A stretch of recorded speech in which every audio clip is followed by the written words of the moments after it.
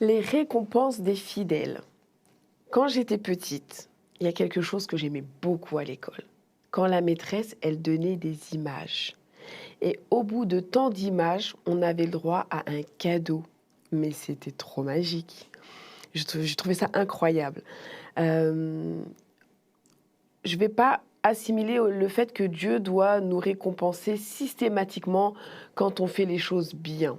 Parce qu'une chose est sûre, si on fait les choses bien avec Dieu, même s'il n'y a pas des récompenses en argent ou en or derrière, notre vie, elle est tellement conforme et tellement belle que c'est déjà une très belle récompense naturelle.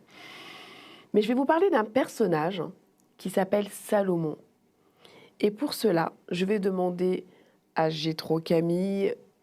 Bonjour Coucou, Jétro, comment vas-tu? en pleine forme, merci. Toi, Nafi? Oui, ça va, t'as été récompensé cette semaine, t'as passé une bonne semaine. Ma récompense est ici avec vous. Amen. Oh, c'est beau.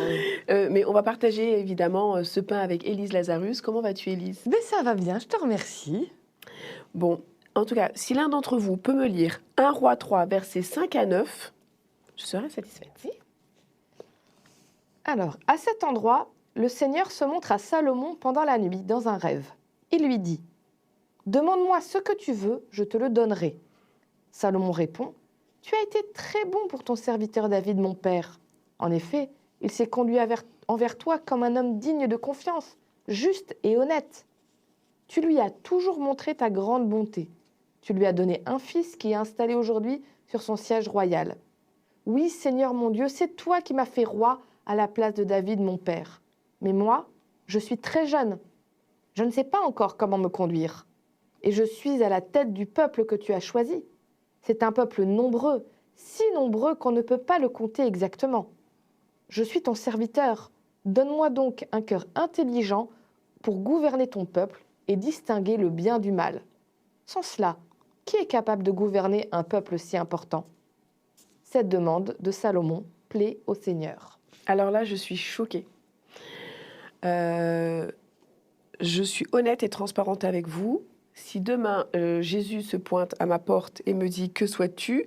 je ne suis pas sûre que je lui demande la même chose que Salomon a demandé. Donc j'aimerais savoir qui était Salomon, parce qu'il a l'air d'être plus que sage. Et c'est d'autant plus étonnant que c'est le fils d'un adultère. D'accord. Donc, David, on en a parlé il y a quelque temps. Dans cette émission, David a une relation avec une femme qui n'était pas la sienne. Oui. Et Salomon est né dans cette union.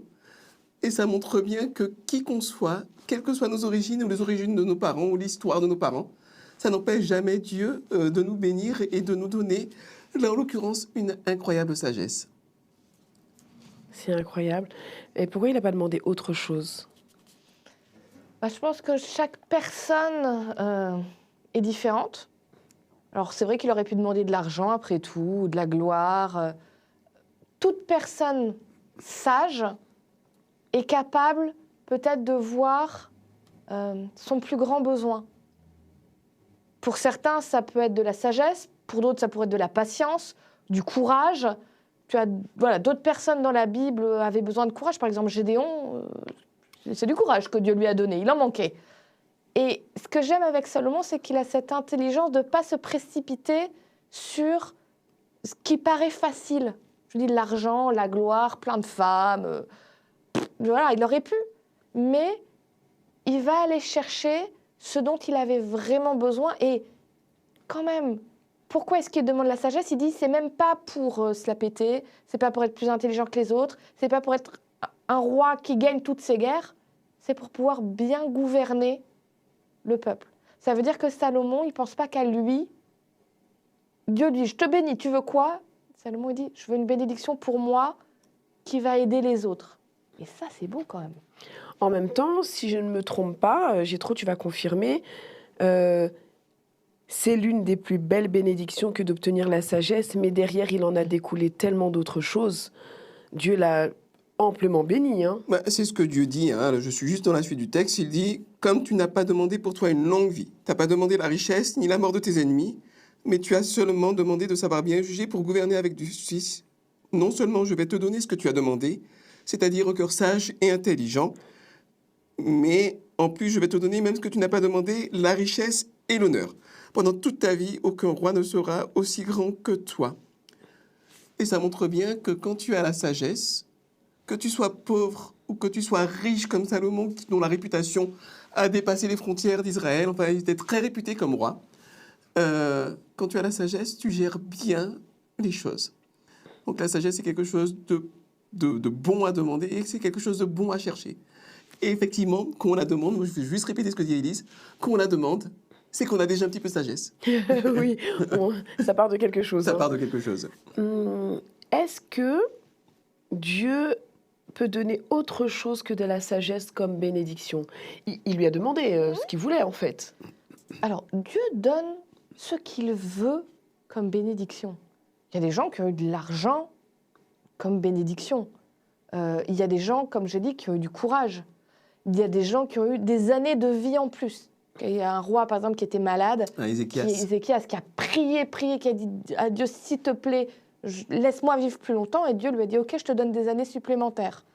Donc, il y a plein de formes de bénédiction qui existent.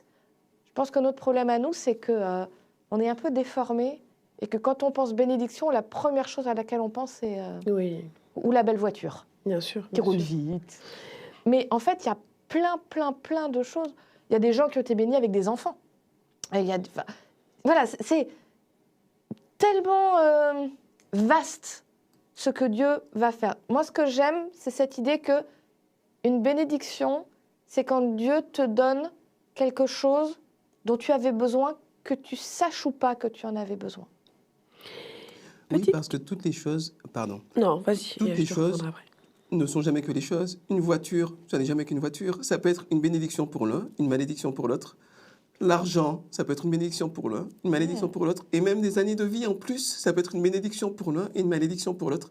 J'ai rencontré en visitant dans les maisons de retraite, je rencontre parfois des gens qui disent « J'en ai assez, je voudrais bien mourir, mais Dieu ne veut pas me reprendre. » Alors bon, ça, je ne rentre pas dans les croyances. Oui, bien sûr. Mais même des années en plus, ce n'est pas forcément une bénédiction pour tout le monde. Donc, la bénédiction réside bien plus dans l'adéquation et l'utilité de ce que Dieu va me donner à un moment donné de ma vie, plutôt que dans la chose elle-même. La chose elle-même, ça n'est jamais que la chose, quoi. D'accord. Et une question pour toi, Jétro. Est-ce que Salomon a été béni toute sa vie? Est-ce que cette bénédiction s'est interrompue un moment? Est-ce que ça l'a aidé, cette bénédiction? Est-ce que le fait qu'il soit riche ait contribué au fait qu'il soit tout le temps béni? Eh ben, la Bible dit, dans l'histoire de Salomon, qu'à un moment donné, il était vraiment, comme on dirait de notre époque, pété de thunes, et Oui, qu'il avait une tonne de femmes, c'est ça. et que finalement, il aimait beaucoup ses femmes, il en avait 1000, quoi. Enfin, C'est beaucoup quand même. le gars avait l'énergie, je ne sais pas comment il faisait, en fait, passons. Et ce que ces femmes ont beaucoup adoré des dieux divers, etc., et que finalement, il aimait tellement ces femmes qu'il a fini par aimer leurs dieux. Et donc, quelque part, Salomon, il s'est perdu. Finalement, il a adopté, je ne crois pas que ce soit Dieu qui lui donnait toutes ces femmes, il a adopté les rites et les traditions de son époque, quoi. Les rois avaient plein de femmes, plus tu avais de femmes, plus tu étais puissant, plus tu étais prestigieux. Donc, il a adopté ces coutumes-là, et quelque part, ça l'a planté. Ça l'a planté parce qu'il a fini par chercher ce qu'il aimait, plutôt que ce que Dieu aimait et ce qui aurait fait du bien au peuple. Donc, quand tu te détournes de ça, à un moment donné, ben voilà, tu tombes, mais il n'est pas resté en bas tout le temps. D'accord. Et peut-être, Élise, je vais rebondir sur ce que tu as dit tout à l'heure. Tu as dit qu'un don, ce n'était pas spécialement de l'argent, ce n'était pas forcément monnayable, et heureusement. Mais est-ce qu'un talent que Dieu pourrait me donner, je suis pianiste, c'est un don et une bénédiction me donne? Est-ce qu'on peut développer cette partie? Je pense que certaines bénédictions de Dieu, ça va être une opportunité. Quand je dis une opportunité, c'est pas, enfin, ça peut être que tu rencontres la bonne personne, mais imaginons, tu reçois un talent de pianiste, Dieu te donne une opportunité. Maintenant, comment est-ce que toi, tu vas décider d'utiliser ce don de pianiste? C'est ça. Tu vas pouvoir l'utiliser pour faire des grands spectacles dans des grandes salles, avoir beaucoup d'argent, voyager dans le monde entier. C'est pas mal. Tu t'es béni toi-même, tu t'es enfermé sur toi-même. Cette bénédiction, cette opportunité que Dieu t'a donnée, ça peut aussi être, si je sais jouer, je peux faire des concerts caritatifs pour avoir de l'argent, non seulement pour moi, mais pour des causes importantes. Je peux aller jouer dans des églises pour aider des gens à adorer. Là, c'est pianiste, mais ça peut être pour n'importe quelle bénédiction la même chose. Des dons, tu choisis ce que tu en fais. Est-ce que tu l'utilises pour toi tout seul? Et Dieu, il ne va pas te le retirer comme ça. Il n'est pas comme ça. Il ne reprend pas en disant « Ah non, non, j'aime pas la façon dont tu fais, donc je retire ». Tu assumes. Mais dans ce cas-là, tu ne bénis que toi. Ou alors, la voie que Dieu te propose, elle est toujours de dire les bénédictions que tu as, elles sont faites pour rayonner autour de toi, pour faire du bien autour de toi. Et je pense que toute bénédiction de Dieu peut être utilisée comme ça pour faire du bien autour de soi. Ah ben, je pense même que toute bénédiction de Dieu, par nature, est relationnelle. C'est-à-dire que ça te connecte avec Dieu et ça te connecte avec les autres. Et ça fait du bien à toi, ça fait plaisir certainement à Dieu, et aux autres, ça fait du bien aussi. Je pense que si on lit la bénédiction comme ça, on apprend à identifier la bénédiction. D'accord. Parce que quand on procède dans l'autre sens en te disant, bon ben, je vais demander l'argent, comme ça, je vais pouvoir faire du bien aux autres. Alors que si je suis déjà en train de faire du bien aux autres, certainement Dieu va me donner d'autres opportunités de faire du bien aux autres et des moyens supplémentaires pour faire du bien aux autres. Donc la bénédiction, je la pense plutôt en termes relationnels. Quelque chose qui me relie à Dieu, qui me donne de la joie au cœur et qui me donne plein d'amour et de joie pour Dieu. Et puis, pareil pour les autres. Mais est-ce que un don est une bénédiction? Et est-ce que Dieu bénit tout le monde? Et est-ce que, une dernière question, une bénédiction ou un don est une récompense? Est-ce que ça veut dire que parce que je suis profondément la Bible, tout va découler? Ou est-ce que Dieu décide de bénir une personne? C'est lui qui choisit. Bien, il y a un peu les deux. C'est-à-dire que tu as employé une expression dans l'introduction que j'ai retenue parce qu'elle me semble vraiment résumer ce que je pense complètement moi-même et je crois ce que la Bible enseigne. Il y a ce qu'on appelle la récompense naturelle. C'est-à-dire que tu as une difficulté, je vais t'aider. Je vais être heureux de t'aider, je vais être heureux de te voir sortir de l'ornière, en fait, de ta galère, quoi. Et je vais être content parce que tu es contente. En quelque sorte, ta joie ou ton soulagement, ce sera un petit peu le mien aussi. Ça suffit en soi-même. Si en plus tu me fais un chèque de 8 000 euros, bon, là en l'occurrence, je me sentirais insulté en réalité. Parce que si tu rends service à un ami ou un ami et puis qu'on te paye, c'est la honte, quoi. Oui. Mais si tu m'offres, disons, une tasse de thé et puis un petit morceau de gâteau, en plus, quoi, je serais content. C'est la cerise sur le gâteau, mais le gâteau, il est là. C'est ce qu'on appelle la récompense naturelle et je pense que c'est l'essence même des choses. Il y a aussi, à l'inverse, la punition naturelle. T'es dans la galère, t'es sur le côté de la roue avec ta voiture en panne, je fais rien pour toi. Quelque part, je me traite mal moi-même et je suis déjà puni en soi-même. Et puis, il arrive que Dieu octroie, enfin Dieu donne quelque chose à quelqu'un, je sais pas moi, un talent par exemple. Ça peut être ponctuel ou ça peut être permanent. Mais il ne le donne pas pour le donner. Il ne le donne pas pour faire plaisir. Il le donne parce qu'il y a un sens. Élise l'a très bien dit tout à l'heure. Il le donne parce qu'il y a un sens. Il y a une utilité pour faire encore du bien à quelqu'un d'autre. C'est toujours relationnel avec Dieu. Il y a toujours un but relationnel, un but d'être ensemble, quoi, d'être bien ensemble, main dans la main. Voilà, c'est comme ça que je le dirais. Donc, récompense naturelle. Et puis parfois, des dons, des talents qui sont donnés pour des missions bien précises avec des buts comme le don de prophétie. Avec un but bien précis, quoi.